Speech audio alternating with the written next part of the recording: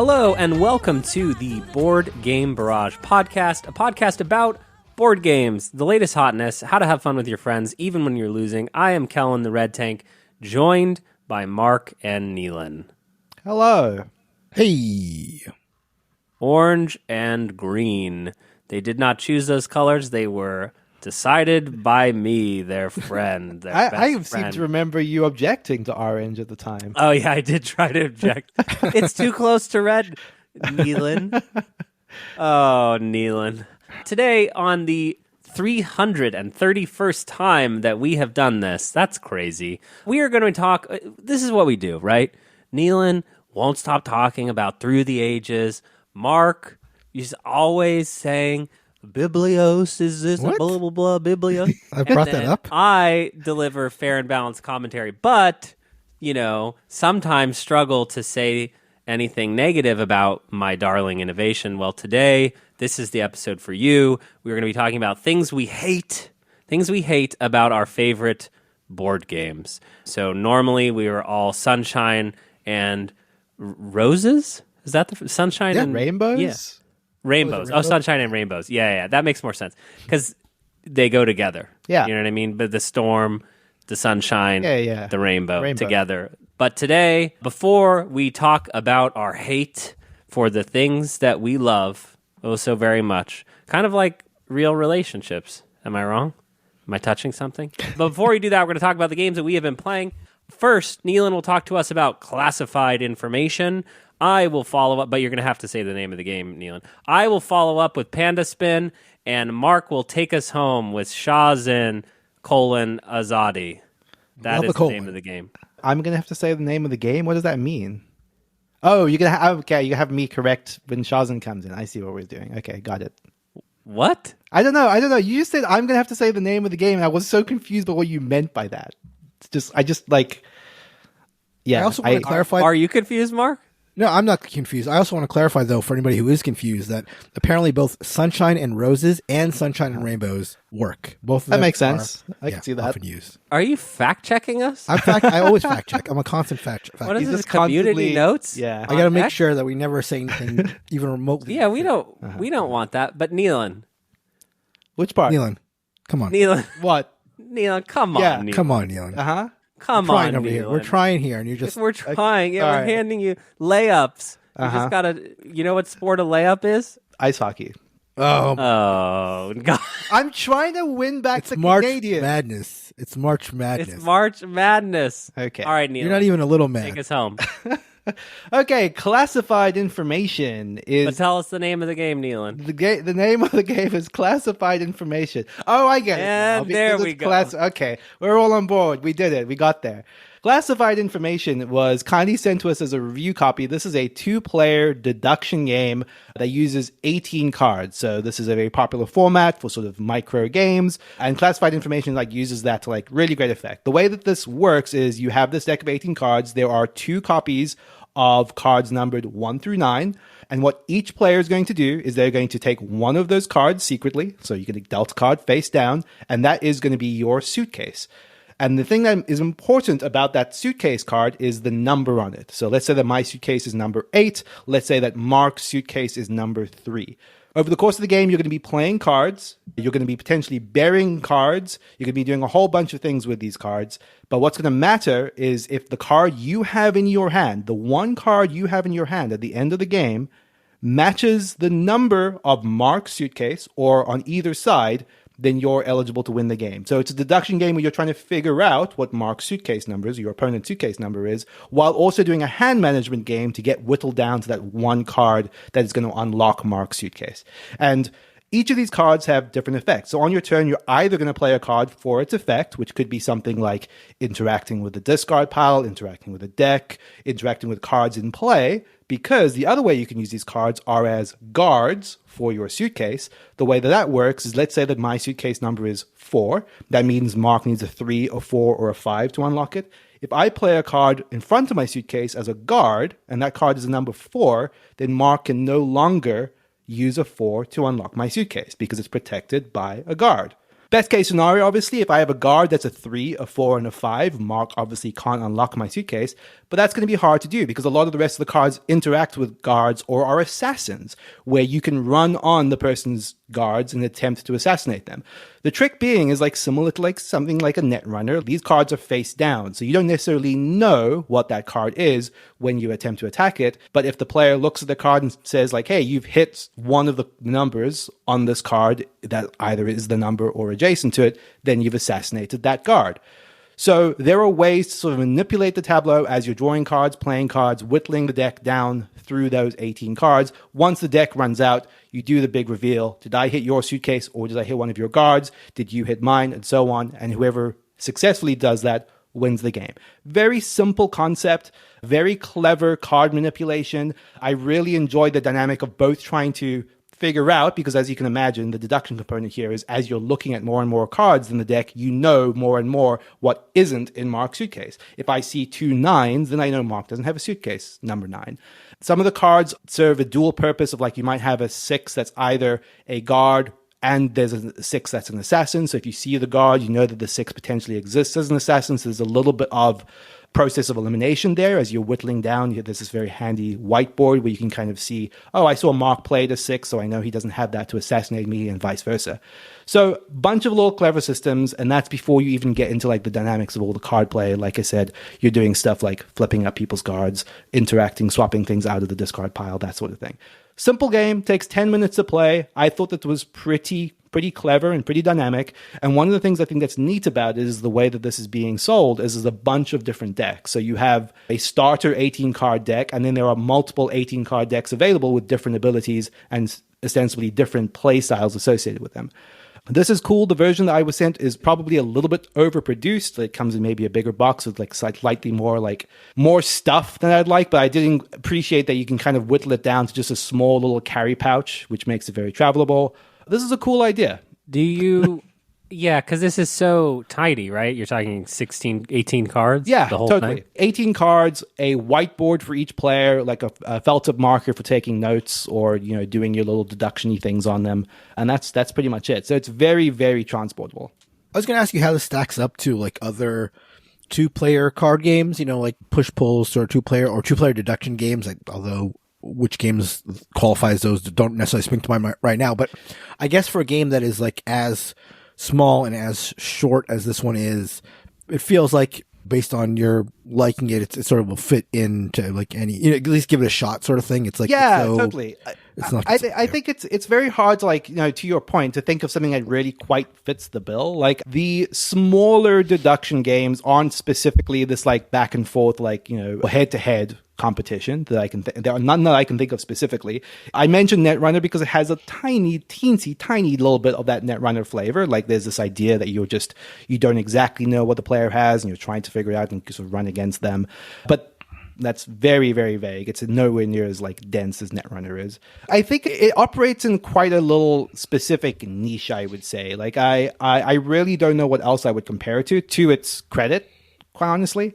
Do you think that this is a game that you would be hesitant to break out with like non-gamers, or even more specifically, would you be hesitant to pull this out with people who don't necessarily love deduction games? I think that to the former, I would say no. Like, I definitely think that there's the teensiest little bit of like rules grit to some of it. It's not a heavy game at all. We're talking about 10 minutes. Yeah, no, exactly. But like, it certainly has a little bit of like rules grit that I would maybe not be like, hey, this is not the first game I'm going to teach someone in the 2-player context. But certainly I thought it was less deduction heavy. Like, it's deduction in the sense that, I know that I'm probably going to get a lot of flack for this, but it's deduction in the sense of something like Spectral is deduction, right? Where it's more about, as you're acquiring information, you're eliminating possibilities. You're never really making any like solid like leaps of logic. We're not talking about like an Alchemists or a Planet X style deduction game. It's more along the lines of what can I whittle down the options to, and how am I going to sort of manage my luck regarding those options and use my cards accordingly to both get the cards that I need in my hand and use the cards I have in my hand effectively. It becomes much more about that than necessarily the deduction quote unquote components. Right. But yeah. Micro games, Neelan? Thumbs up or thumbs down? Not this one. This is actually probably, I would say, of the smaller micro games I've tried, it's probably the one I've sort of felt the most inclined to, I would say. I kind of feel like I've done a bunch of these, and I think a lot of them tend to be solo games for what it's worth. And I feel like I've bounced off of those a lot of the time. But yeah, I would say that this one is quite a lovely little production and thing that, I'd say this is a good one. One of the good ones. No, but the category as a whole, thumbs up or thumbs down. Two options. Those options are thumbs up or thumbs down. Mark, answer the question before he does. Thumbs up or thumbs down? Thumbs up, but nah. I'm not crazy at it, but you were unhappy with that I think that we could hear it. Yeah. Here's what I will say. It kind of reminds me a lot of how I think about a lot of indie video games, which is that I always admire like what people attempt to do in a very, very small space with a small amount of time, a small budget, a small constraint.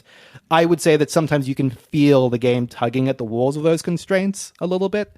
I felt that honestly a lot with, I've not spoken about the podcast, but there's the solo Gloomhaven Bugs and Buttons recently that started off as like an 18 card, or maybe not 18 card, it started off as a micro game.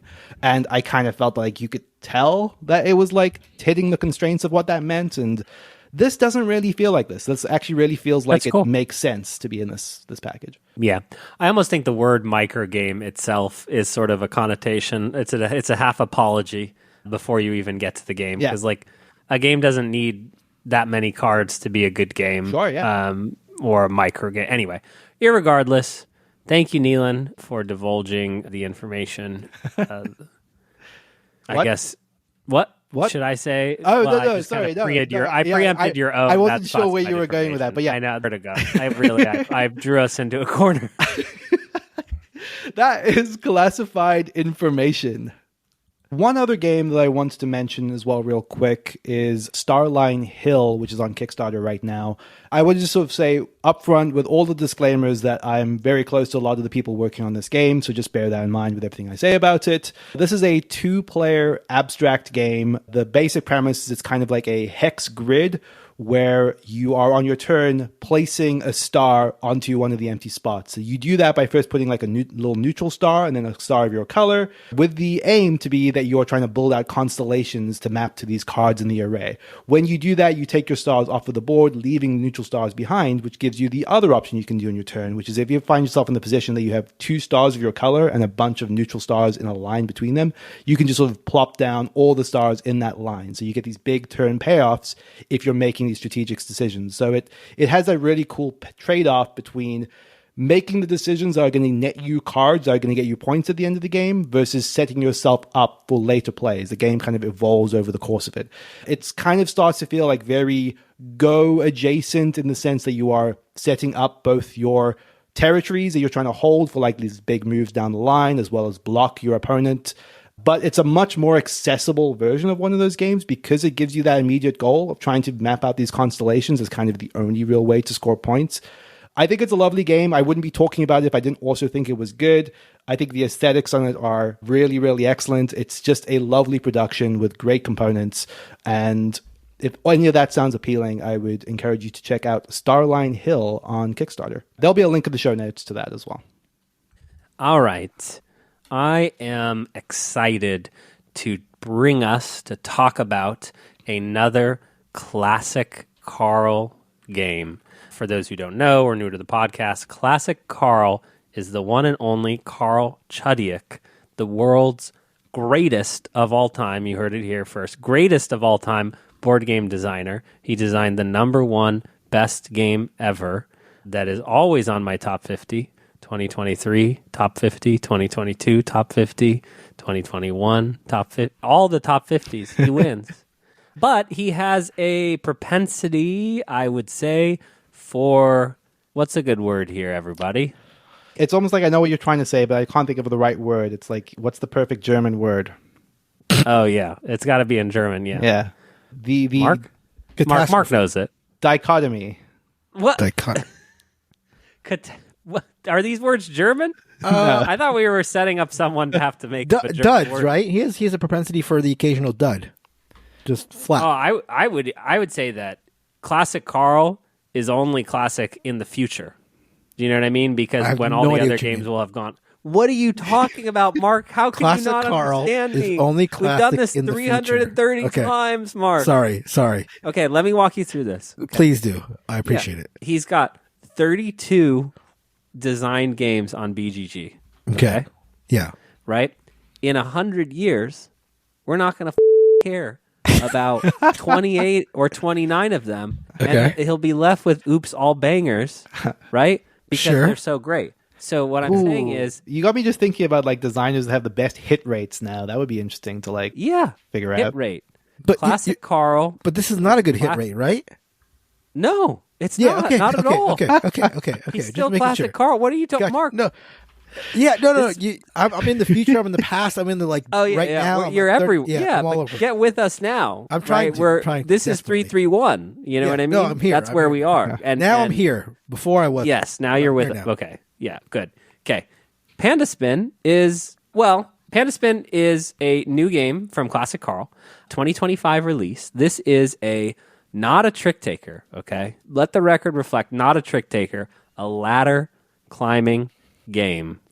I would say and I don't know if this is true, ladder climbing games are the more chaotic cousins of the trick taker.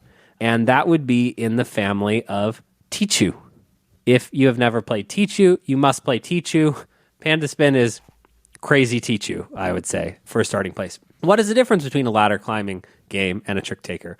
Well, in a trick taker, you play one card historically, unless you're playing one of the weird Japanese ones where you play two cards, or you use dice, or you use every card as a number 5, blah, blah, blah. Here we are. Ladder climbing games, you do runs, you do sets, and you are trying to just sort of get rid of all your cards faster than the other players.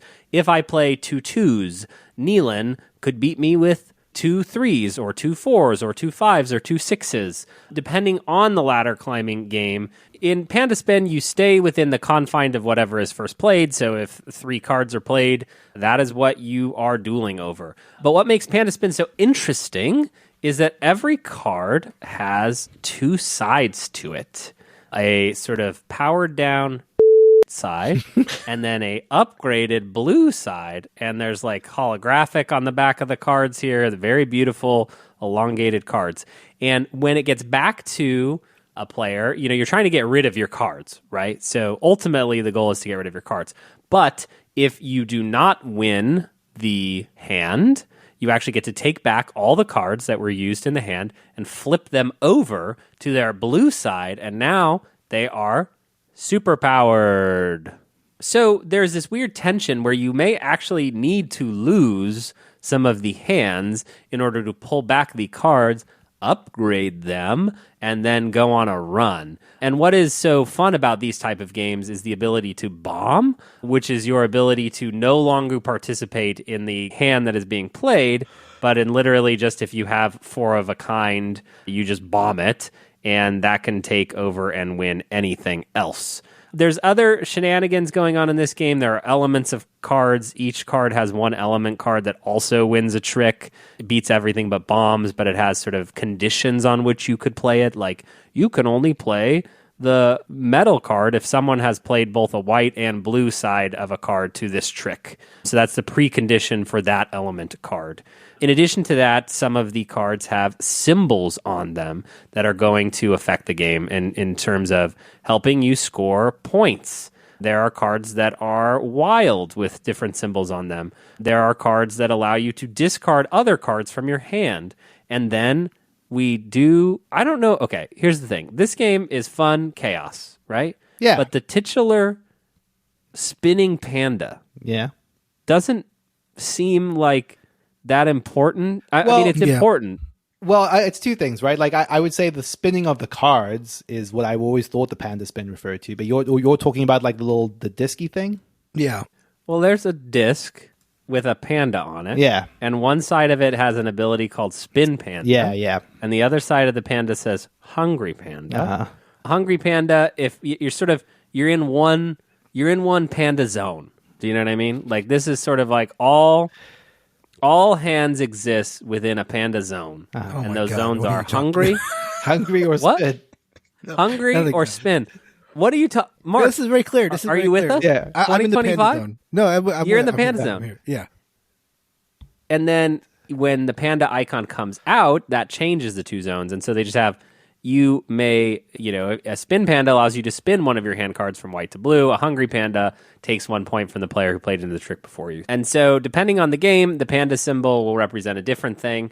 I will say that my hot take here is Carl had another trick taker ladder climber game that I thought was hot garbage. It had a truck theme. Here we are with Panda Spin. Absolute chaos. Tons of fun. One that I'm excited to get out and play more. The inherent fun of losing but getting to upgrade is very strong. And immediately people go, what? I'm going to have some fun with this mechanism. Mark and Neelan, you have both also played Panda Spin. 100 years from now, how will the people think about this? That is a deep, I don't want to know what you think about it. Yeah, right now. People, but only in the future. Yes. Right.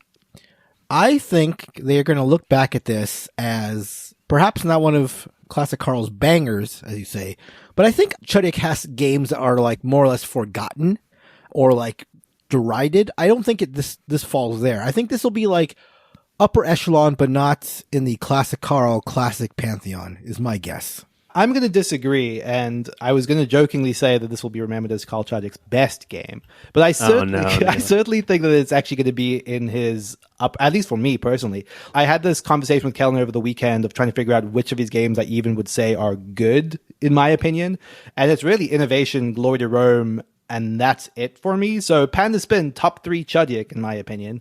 Okay. You heard it here first. And that includes Crash, The Birds Told Me to Do It, and Blood of the Northman.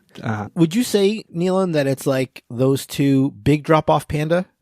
Oh, yeah, for sure. I definitely don't think we're in the same realm as either of those games. Yeah, but yeah. I will say I do like Panda Spin quite a lot. Yeah. Like, I think for someone that has bounced off a lot of Teach-You style games, there is like an accessibility to this one. And I think it is specifically around that fun of the spinning, which is, there's something that Kellen, I think, half said, but the backs of the cards are white-blue split as well. So you can see when someone's loaded up with a bunch of blue cards, and that's fun. You're like looking around the table being like, oh man, Kellen has a bunch of blues. He's about to like go really, really big. And some of the blue cards are like insane. Like one card becomes 2 cards effectively, or 3 if they have like wild symbols on them. So it just becomes your ability to like create supercharged plays just escalates, which I think it's just really, really fun. It's like Kellen said, it's chaotic, but it's a good chaos.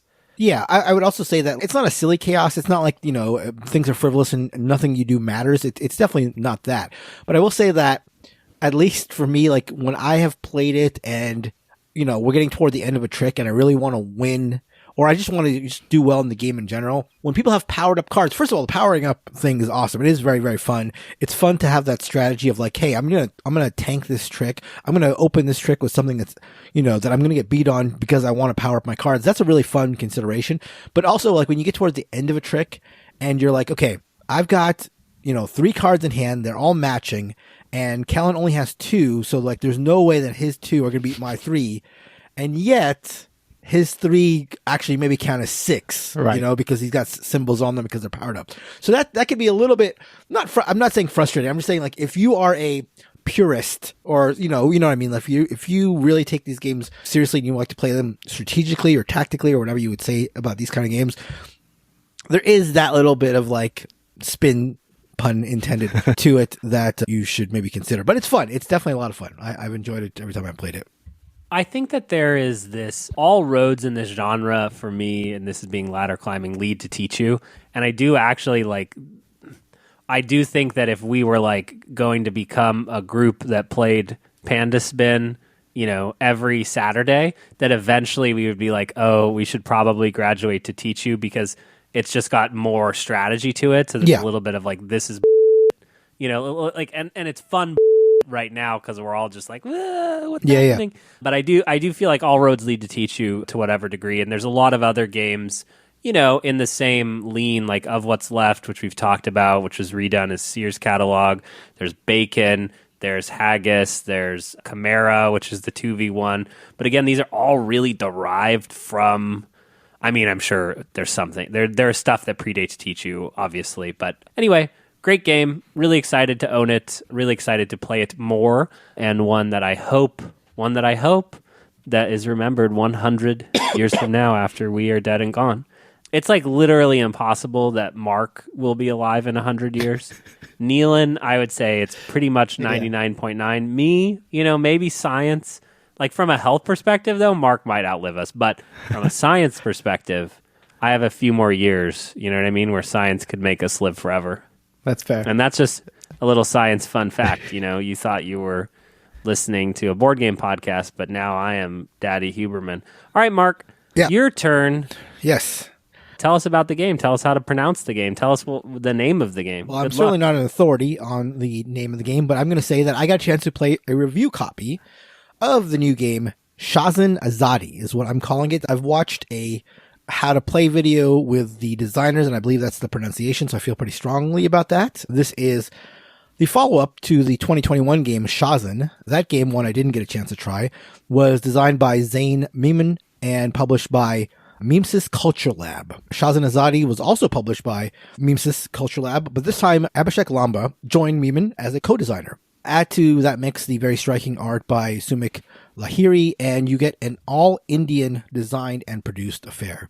The rulebook for the game opens by explaining that Azadi is a Persian word meaning freedom, liberty, and independence. And sure enough, in SHASN AZADI, you and your opponents, will be playing revolutionaries in one of 5 scenarios that you choose from. At least there were 5 that came in my box, which were the American Revolution, the battle for South Asian independence, the Russian Revolution, the Egyptian Revolution, otherwise known as the Arab Spring, and then they made up sci-fi fictional Mars revolutionary scenario in which to choose from.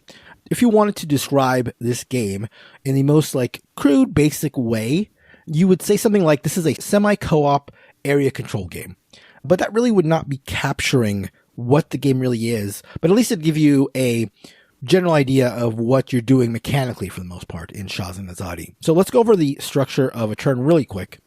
On your turn, you're going to be moving this crown token, which represents the oppressors, whatever the oppressors are in the scenario you've chosen. And they're going to attack one of 4 types of what are called ideologues that you and your fellow revolutionaries / opponents might have built up. These are the capitalist, the supremo, the showstopper, and the idealist. So those don't make sense to people who have never played the game, but they're basically 4 types of factions and ideologies that you can use to guide your individual faction. So you're going to be powering up in those 4 different styles of leadership. And the more you specialize in any one, the more powerful the bonuses you're going to be getting are going to be, but the more that you're going to be targeted by the AI when you do that start of round crown action I talked about where they target one type of leadership. After that, on your turn, you're going to be able to do what's referred to as parlaying with the oppressors / ruling party. And this is where the first bit of spice comes into play. What this parlay action is you are going to be getting a resource for every oppressor piece that you're willing to place on the board. And this is where you start getting the table talking that I loved from this game. Resources can be quite valuable. You're going to later use them to get your own faction pieces on the board. And again, this is like an area control game, so pieces on the board matter. And everyone at the table does not want you to put the oppressing faction onto the board. And this is the first bit of the game where you can make things difficult on everyone by putting these pieces on. You're making things bad for everyone, including yourself. But if you just put 1 or 2 on the board and get a couple resources, maybe it's not the worst thing in the world. But you get all the table talk from people saying, come on, don't put them out there. We're trying to fight them off and you're hurting us. And you say, no, I'm just going to put 1 out because I need these resources to put one of my pieces out and we're going to all work together to overthrow them. But for right now, I just need to get this 1 piece. This is all because the goal of the game is to get enough. I think it's referred to as Azadi points in the game, but whatever it is, you're trying to get enough of these victory points to overthrow the government or oppressor. There's depending on how many players and depending on the difficulty level, there is a threshold you want to hit. Once you hit that, you have overthrown the oppressor. However, this isn't, as I said, a cooperative game. This is semi-co-op, and that's not all that is required to win the game. Once that overthrow happens, if it does, because it certainly may not, and it didn't in my first game, it becomes a every faction for themselves situation where you're going to try to figure out which faction wins and leads the nation into their, glorious future. So back to the game real quick. Once you've had this crown attack thing and you've parlayed selfishly with the oppressors for a few resources, you're going to be read an ideologue card. And this is another very interesting aspect of the game. You're going to be read this card by the next player in turn order. This is sort of like a scrupulesy type of card, type of question, with 2 possible answers regarding how you would lead the nation if you were in charge. And so you read this question, this like moral question, and you answer one of 2 ways. And depending on how you answer, you're going to get some resources, and you're also going to add one of these ideologue cards that I mentioned earlier to your tableau, again, giving you powers, but also making you a target. So, if you answered in an authoritarian way, that would potentially, you don't know because you're not looking at the card, that might potentially give you a Supremo point, for lack of a better term, and you slide that card under your tableau, and now your Supremo level has increased, and that will give you bonuses if you have enough. But also now, when the government attacks the Supremo faction, you're hurt, for lack of a better term. There's so much more to this game as you wrestle for area control of different sections. At first, you're forming coalitions with your opponents so that you have combined enough presence to kick the oppressors out. Like at the beginning of the game, you're chatting with people saying, hey, okay, I've got 5 people here. You've got 3. That's enough to make the majority. Let's form a coalition and kick these guys out. And so there's like a lot of like positive table talk. Although again, they have the whole parlaying thing where people are begging you not to parlay, but there is that. But again, once you've done all this coalition building and everything, once you kick the oppressors out, once that phase of the game has been switched, then all the coalitions instantly dissolve and you're again left battling for control. There's a bunch of other stuff. You're going to be dealing with uprisings, and there's these special tyranny cards that are like making the government attack you even stronger, and they're putting out these fires everywhere. But to sort of review, start off with the stuff that I didn't really love. The rules, I've seen a lot of complaints about the rules, and I sort of get where that comes from. This game, and also SHASN, the predecessor, seem to have gone through like quite a few rules revisions. I wouldn't call this game like a game where it has like a living rule book where like the rules are constantly changing, but there was a little bit of lack of clarity when we played it initially. But we got over that. We figured out where the rules were, or somehow came to an answer. But I think that's sort of a byproduct of the rules being written in a sort of dialogue-y way, and it made it a little difficult at times to like pinpoint where rules clarifications were, because it was made in this way that was more conversational than for clarification. So that's one issue we sort of had, and I've seen other people complain about it.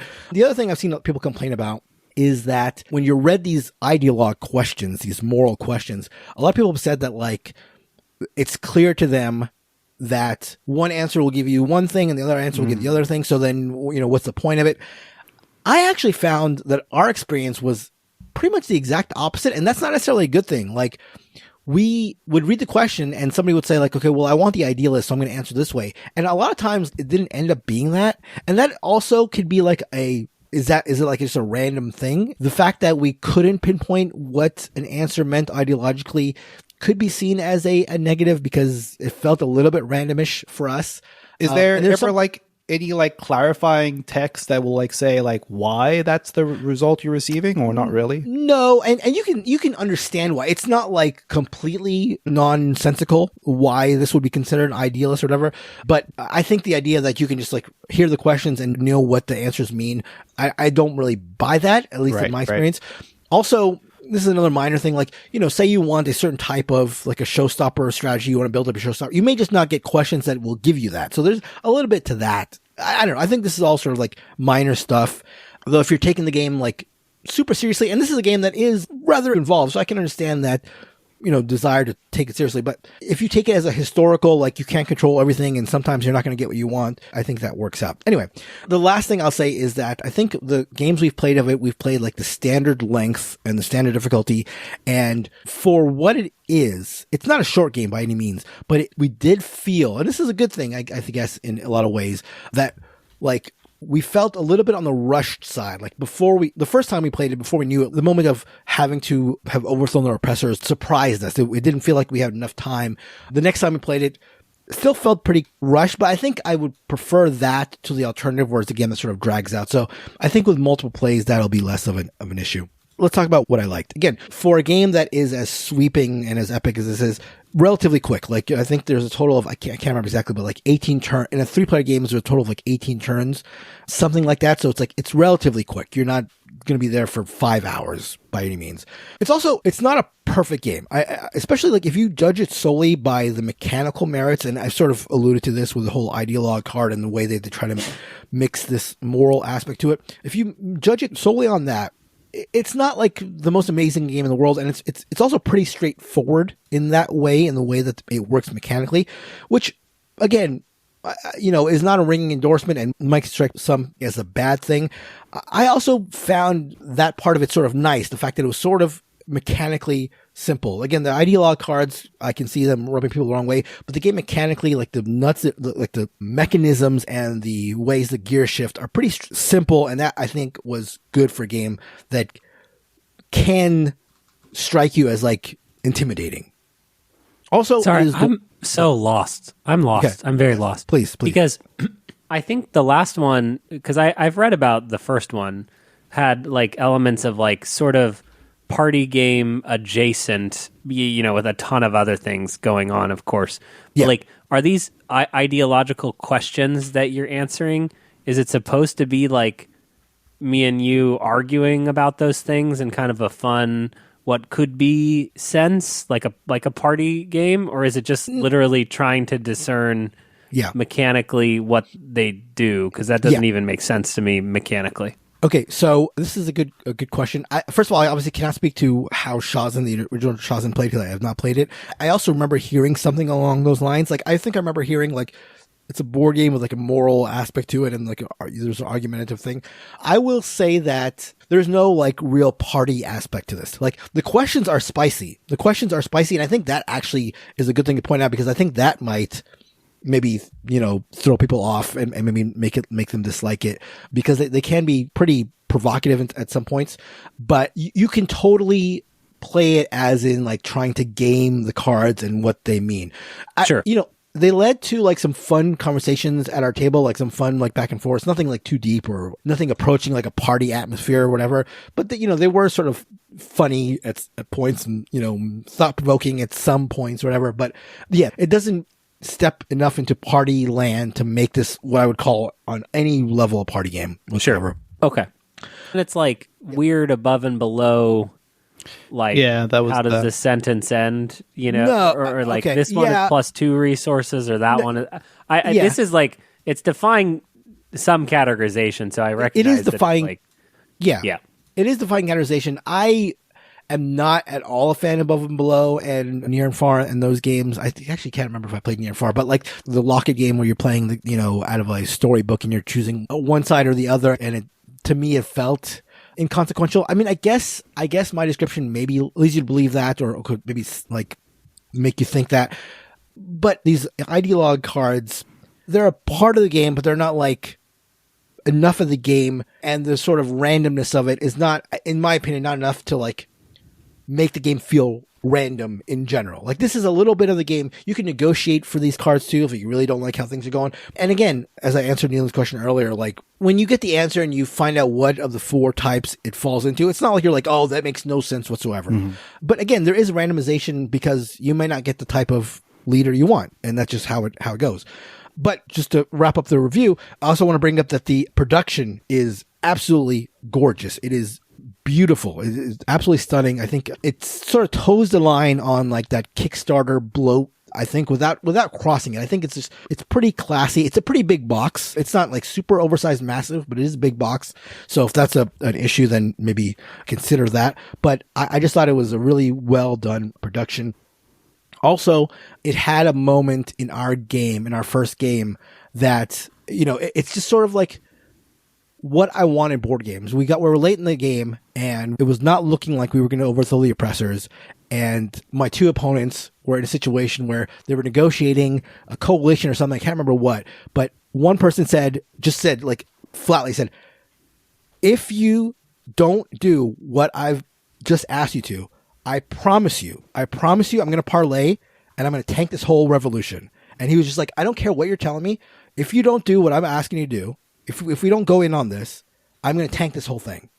And I love those moments. Like, I love those like above the board moments. And again, this game has flaws for sure. The randomness, the not spectacular mechanisms. I don't know if this is going to rise to like a top 50 game for me or whatever, but it's different. It is different. It's gorgeous. You put it on the table with all these like really nice looking pieces, and you feel like you're doing something fairly epic. But again, a game that lasts, 2 hours, I think probably tops. So just, it's not a game that I can like recommend to everyone, but I think if what I've said interests you or it sparks something into you, like maybe you're sort of bored of like the same old sort of games that you've maybe played a lot, this is something to at least look into. I would give it at least a glance and see if it's a game that maybe you and your group would like. But anyway, that is a review copy that I've played of SHASN AZADI by Abhishek Lamba and Zain Memon and published by Mimesis Culture Lab.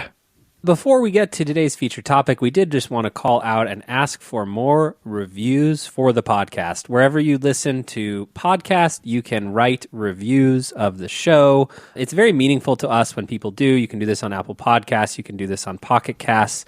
I'm sure there are ways to do this on other places like Spotify. So I will read to us a review dramatically, and that will inspire people to write other reviews. Here we go.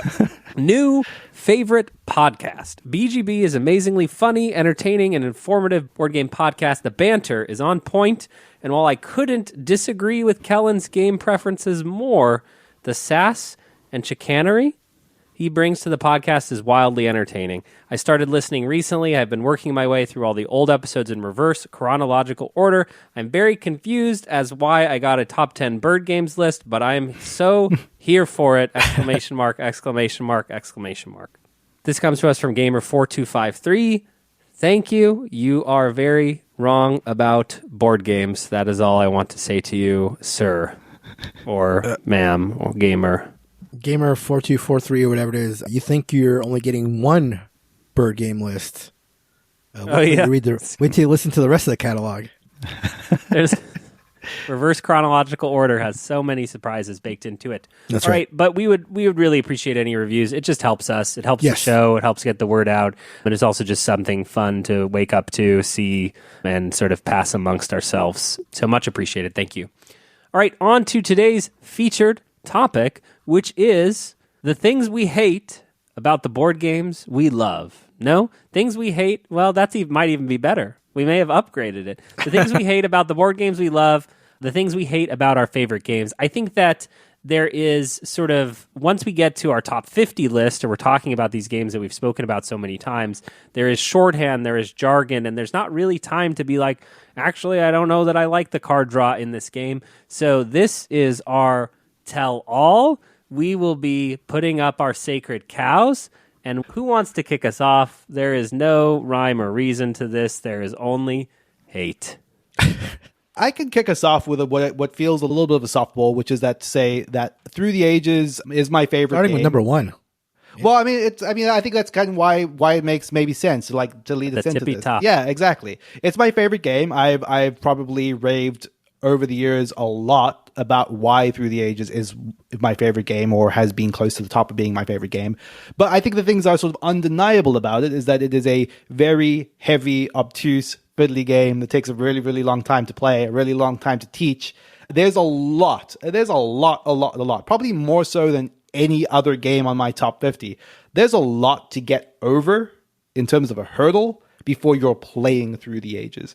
And that doesn't sort of even account for the fact that once you're playing it, if you're playing it with someone that has played it a lot before, you're probably going to have a bad time. It also is very harsh on that skill difference between someone that is experienced at it and someone that's playing it for the first time, which is one of the things I really adore about it, is it really, really rewards understanding. Sorry, excuse me. Bleep this out. Mark, made it like 3 sentences. I heard the word adore.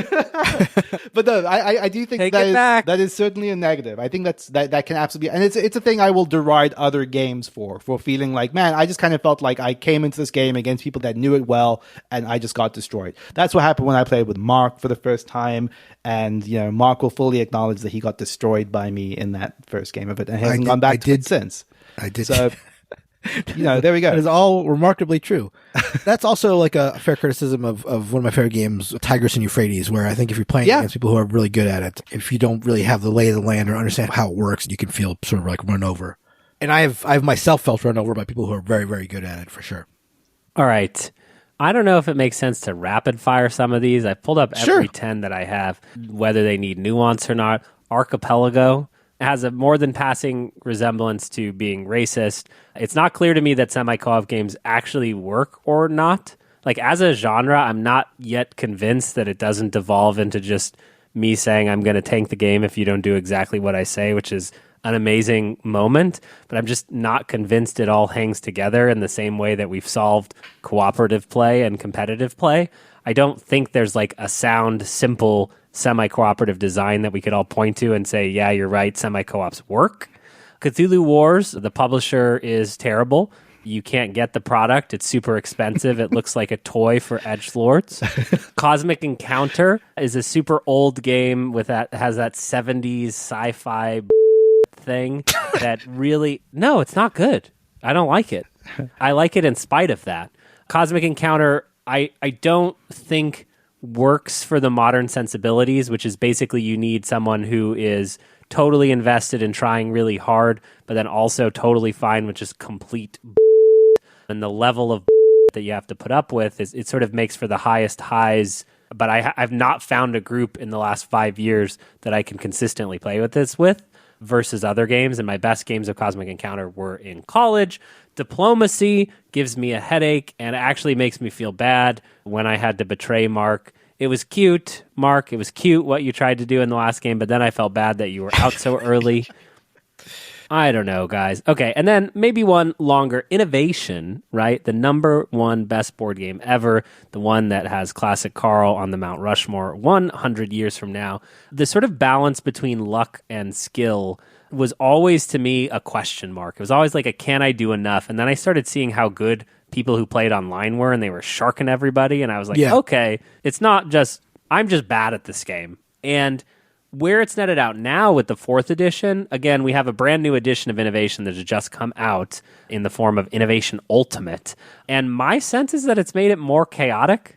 Like, my sense is that like it's added the ability to junk things, junk entire ages out of the game, which leads to your ability to like card count and like figure out what card might be coming, like forward planning even less possible. And I think that Innovation hangs on like a very small balance, and even a 10% push towards chaos may push this in a place that I have trouble recommending in the same way that I've recommended in the past.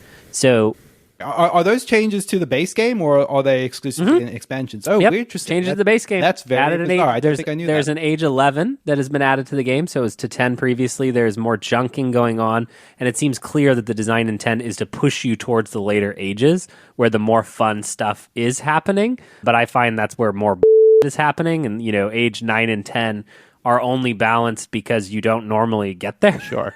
And it does seem like in Innovation, the new edition, Innovation 4th edition, it is pushing you to get to those ages more often, which just have like other win conditions in them and other that applies. So I am not I am fearful, but yes. Okay. That's an interesting conundrum for you, because it almost becomes like a Innovation 3rd edition is my favorite game situation, which is I literally have said this exact sentence on another Discord, Nealon. Not on our Discord, actually, because I didn't want to get the people going, but yes, 100%. Okay, I can rapid fire a little bit here. Rapid fire. And don't use the word adore like Nealon. Okay. One thing I love, So first, I'll talk about my 22nd favorite game of all time, El Grande.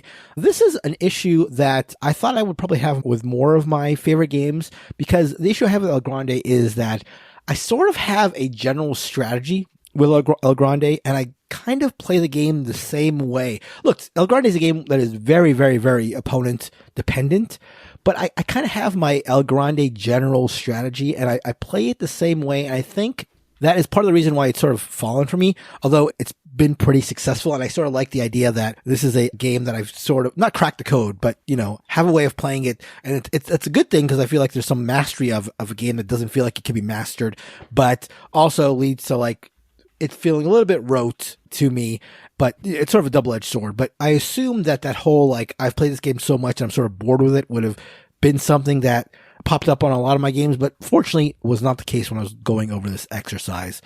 So a couple of my games here, Age of Steam, Arboretum, Estates, Fresh Fish, those games specifically, those are all part of my top 10 games of all time. Those are games that I actually do not play as much as you would think, or as I would hope, because they can be so brutal and they can be so intimidating and they can be so like not mean necessarily, in some cases mean for sure, I guess, but part of the good side of these games, one of the reasons they're so high up there, is a reason that they don't like spring to mind when I'm having a game night. Like you would hope that your favorite games of all time are games that when you're having a game night are the first ones you'll suggest. But even Arboretum, which is a pretty small game in terms of like size, and amount of time that takes to play, which are two things, the smallness of it and the quickness of it are two things that you'd assume make it approachable. But again, it's such a brutal game that it's hard for me to recommend it for a game night as often as I maybe would have liked. But again, it's inherent in the game. So it's part of it. Marvel Champions, the card game. This is a game that I will only play solo. I've heard things about it being good multiplayer, but it does not strike me as a game that I would ever want to play that way. So it's sort of restricted into that sort of situation. Also, there are so many expansions which add flavor to it, but also you start wondering, like, is this hero super unbalanced, and all these like different considerations that I've been trying to move away from when it comes to playing games. As Kelly has mentioned, and I think as we've mentioned as a podcast in general, we don't really go for like the different expansions and the different modules. Like you sort of want the game as the designer intended. Marvel Champions doesn't work that way because the expansions and different heroes are like so integral to the game. But the fact that I only want to play it solo and there's this incredible amount of expansions are two things that I think are negatives to it. Let's move up to Brass Lancashire. This is a game that is just heavy to most people. I think they would consider heavy and unapproachable in that regard. Same with Barrage, actually, my third favorite game of all time. Both of them are quite heavy. Barrage can be on the mean side as well, so strikes against it there. Agricola, as Nealon has brought up as to why he's not a super fan of it, there is the thought that when you're playing Agricola, you're playing the cards that you are drafting. The draft sort of mitigates that because you can draft the cards that you want, but you can find yourself in situations where you feel like your opponents have like fallen into a nice string of cards. There are also cards that have been banned in Agricola, so there is an agreement that some cards are overpowered or underpowered, and there's a level to the power of the different cards. But the fact that you can sort of combine them and find synergies that you might not have seen is a mitigation to that as well. But that argument does hold water to me. And then Biblios. Look, I know there's the theme thing where people don't like the theme, and I agree that the theme is not like remarkable or maybe even interesting, but I think it's fine. I'm actually interested for you guys to tell me what you see as the negatives to Biblios. No, Mark, that's not how this works. You don't get to say the theme. But here's the thing. I'm going into this honest. Like, I'm going into this and I'm trying to pick apart all my games, and I get to Biblios and I'm like, okay, what is bad about Biblios? Okay, the theme. Sure, the theme is not spectacular. Okay, fine. I give you that. But what else? And I'm having a hard time. I'm looking to my co-host for help here. Like, what is bad about Biblios? Because maybe I can agree or I can... Yeah, the tiebreakers being just like random also on the card, but not on the top of the card. Okay. Not random bullshit because it's part of the valuation of the cards. Look, I feel myself making this like a pro Biblios thing. I'm trying not to. But I'm just saying, like... Defend giant dice that you don't roll, Mark. The dice you don't roll. Okay, sure. For dice purists, I can understand that. At the start of the game, you think that the suits are going to end up with wildly different values at the end of the game, and at the end of the game, one is 3 and one is 2. I do think that's fair. 4. They barely change in value over the course of the game. Sure. I'll give you that. There's like homogeny to that. Okay, sure. I mean, I get that. There's not like a very exciting... Although when you reveal the cards at the end, it's freaking exciting. But look, I'm genuinely deep in my heart trying to be honest about this, and I don't know. I just have a hard time with finding holes in it. It's not the most exciting game in the world. It is not the most interestingly themed game. And yes, there's like a little bit of homogeneity to like where the points, but I don't know. It's pretty good. Yeah, I can rapid fire down some of mine real quick here. Blood in the Clocktower, I think on the highest level, certainly falls into a lot of the same problems I mentioned about Through the Ages. It's just a big barrier to entry to some extent. I do think that like one of the things specifically I would say about Blood in the Clocktower is it kind of takes the word setup to like the most absurd degree, where you're spending a whole bunch of time just getting ready to play the game. And worse than that is that the time it takes to reset the game if someone messes up is much more so than any other social deduction game. The number of times that either I've done something during the opening night wrong as the storyteller, or a player has revealed something that they shouldn't have, or asked a question that they shouldn't have in the first like 10 minutes of the game, which requires a total reset, by which I mean the hard work that the storyteller has done to like curate the roles that will be in that game have to be completely rejiggered. That just feels like a really frustrating thing to like run into as frequently as you will with new players. Feast for Odin, just a massive sprawl, takes too much table space, certainly. Wait, what? Neelan, you're going so fast. Do you consider Blood on the Clocktower a game?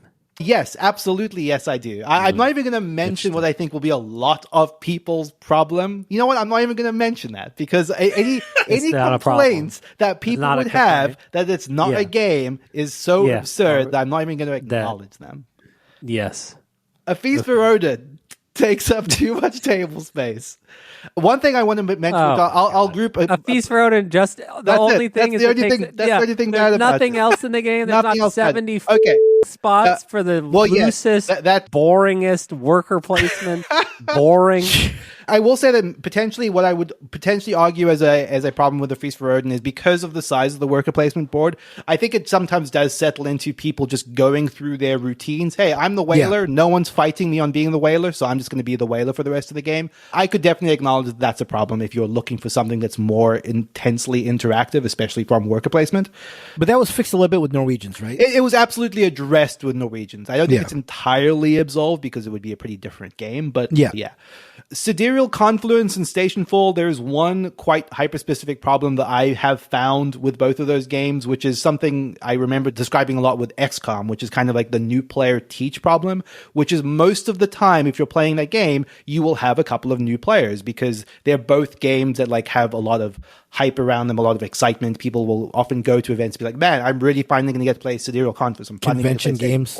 Yeah, exactly. And then you show up and you're playing with the least complex factions or the least complex players. I have probably done 10 games of Stationfall with a starting player set, and I don't think I ever want to do that ever again. But you can't gravitate to the point that you get to use the more complicated roles, the more complicated players, unless you're playing with people that have all played the game before. So that's, I think, something that can be frustrating. Also, the teach for Stationfall is obscene, and I almost never want to teach it ever again. Yeah, that's kind of all the stuff I have sort of specific notes for here. Alchemists, like the idea that you have to teach someone like a whole system of logic before you start teaching them the game is an insane proposition. Yellow and Yangtze, if you like it, you have to spend the rest of your life explaining why you wouldn't rather be playing Tigris and Euphrates. That's that. All right. So we've given some hate. I don't know that we've gotten into the, really drug it out from each other. So I guess the question, and we can cut this if it doesn't work, but is there something, Mark or Neelan, that you want someone else to like admit to? Acknowledge? Yeah, like acknowledge this about this. I think you hit. I was wanting to draw randomness as an acknowledgement when it comes to innovation. I think you got there. I think you hit it pretty fairly, which is to say that there are times where it's just like, God, I just need this one card to like really turn this game around for me, and it doesn't have, well, not a specific card, obviously that would be absurd, but I need the next card I pull to like do something to my tableau, and it doesn't. That is a frustration I've had with innovation, but I think that you addressed that the high level play kind of mitigates out all of that stuff. For Biblios, I don't know. Like, it's a game I like a lot as well. I do think that there's like I think that the worst thing I could say about Biblios is just like kind of dull looking. Like, I really wish that it was just substantially more interesting and appealing on the outset. Biblios to me is so close to like the exact type of game that we just on this show constantly, which is like interesting.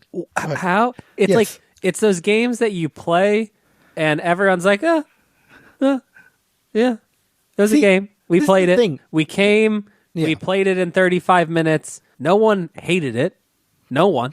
Yeah. Because there's nothing, there's nothing that pops and there's nothing that's bad about it. And you're sitting there going, Like, do you feel that way, Mark, about like For Sale? because For Sale and Biblios are the sort of like closest. Sure. They're making out brothers, you know what I mean? If you're a fan of. Yeah, that kind of thing. If you're into that. I get that comparison. I've heard that comparison. And I do get a little bit of that feeling with For Sale. Yeah. It's See, like, okay. No, it's not. No, that's not the feeling I'm getting. That's the feeling you feel it by the transitive property. The feeling I get from For Sale, and I've gotten from For Sale and Biblios, is like, oh, that seemed really simple and straightforward, but actually, I want to play it again because like it was more than I thought. And it's sort of interesting because I get what you're saying, and my feeling about Biblios has made me wonder, honestly, like, are there other games out there that if I gave them more of a shot, I would like them more? Like, are there games that I'm sort of like passing on or playing once and like disregarding because I'm thinking, oh, I've seen this all before. It's pretty simple, nothing special, and I move on. But the thing about Biblios, and to a lesser extent For Sale, and this is where they sort of like match up with me, is that the first time I played Biblios and the first time I played For Sale, like I had that feeling I just mentioned, like it's simple. There was nothing confusing about it. I've seen it before, but I want to play it again because there's something about the strategy or the tactics that like interested me. And I think I've mentioned a story about playing Biblios the first time. Like I played it with 3 people, first time playing it for all of us. And we, instead of making it a board game night, we were playing a bunch of different board games. We played Biblios literally over and over again, something like 15 times, because we were just like, oh, this is so crazy. Like you did that and I should have done that. And we were just understanding all these like things to it. And this is not a group that I played with that are big time board gamers and B, like are into like super getting into games like super like deeply. So it was just like a very interesting thing. And I've had that feeling with For Sale with people who are new to board games. Like they play it once, like, oh, I didn't get that whole thing. Like now I see it and let's play it again. And so it makes me wonder, like, are there other games that we're playing and we're just sort of saying like, I've seen it before, whatever, and let's move on. But none of them have given me, or I shouldn't say none of them, but not many of them have given me that feeling that Biblios or For Sale gave me, where like simple, like the Knizia thing, like you've seen it before, simple, but here's a couple things and they all work together really well. So yeah, it's an interesting question. Like in another world, in a multiverse, maybe there's a Mark who plays Biblios and like says, okay, whatever, and moves on. But it's not the world we're in. How much hate did you hear, Neil, in that whole essay that we just witnessed? Not a lot. I'm telling you, I'm trying to find ways to hate it, but I just not. But it does make you wonder. It's not the first time I thought about that. Like, how come you like Biblios so much, and how come there are so many games that seem like the same weight of Biblios that you just play once and you're done with? And I don't know. Maybe I just played it at the right time and it hit me right, or maybe there's some magic in it that works for me or whatever. But yeah, I think at a certain point you can't admit that you're wrong. If I could find a way to be wrong, I would admit it. But unfortunately, I think it's might not be possible. As hard and as genuinely as I try. You're trying the most genuine you've ever. The most deep. I'm on my knees begging for a way to find fault. Yeah. Authenticity. You took truth serum, and here we are. In the Discord, please tell us all the ways. That is literally what I was going to ask for. In the Discord, take your shots, and maybe you'll turn me. Maybe I'll realize the error of my ways. Because look, obviously it's not in the top 100 of BGG. People do not love it to the extent I do, and I just would love to know why. Let's get him to knock it down to number 2, everybody. There you go. Perfect. That's the goal. That is the goal of the episode. All right. Well, any more haterade we want to throw on our favorite games here, or anything someone wants to hear about? The truth. It sets you free. All right. Well, I think that is going to do it for this episode of the Board Game Barrage podcast. Thank you so much for listening to the show 331 times for many of you, except for that user who's now going in reverse chronological order. Thank you to Heart Society Music for their song, What's on Your Mind, Kid? Thank you to everyone who reaches out to us. Please tell us the thing you hate the most about your favorite game. Why not? Let's overshare with each other. I do not want this episode discussion to just be about how Biblios is bad, but it could be. If that's your favorite game, there might be one other person out there. So come to the Discord, email us at boardgamebarrage@gmail.com. Thank you so much, and good night. Goodbye. Bye-bye.